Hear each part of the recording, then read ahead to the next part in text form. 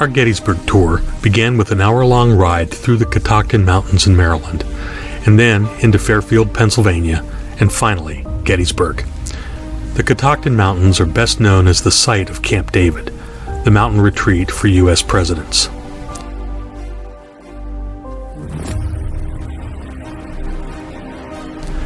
We rode along Maryland Route 77 through Cunningham Falls State Park and the Catoctin Mountain Park, where the roads followed the terrain of the mountains with its twists and turns, making for an enjoyable start to the day.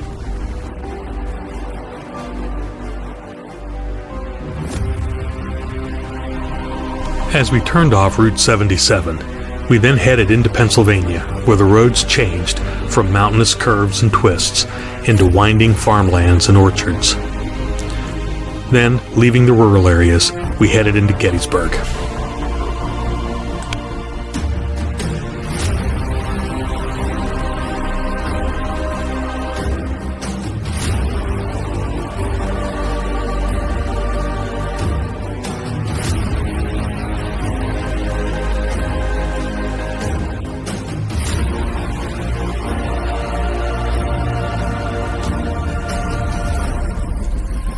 We stopped for lunch at the Dobbin House Tavern, the oldest house in Gettysburg.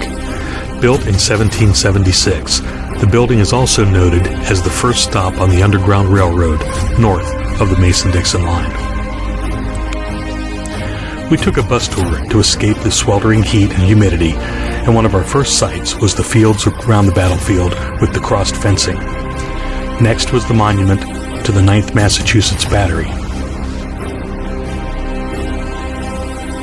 The key terrain for both armies were Little Round Top and Big Round Top, which dominated our view of the battlefield.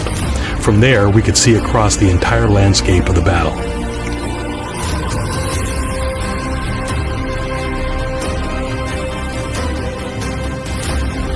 A key monument is the Pennsylvania Memorial, honoring every soldier from Pennsylvania who fought at Gettysburg. Next was the monument to the 8th Pennsylvania Cavalry. Then we looked across the fields where General Pickett led his men in Pickett's charge. Our last stop was the North Carolina Monument, honoring the 32 North Carolina regiments that fought at Gettysburg.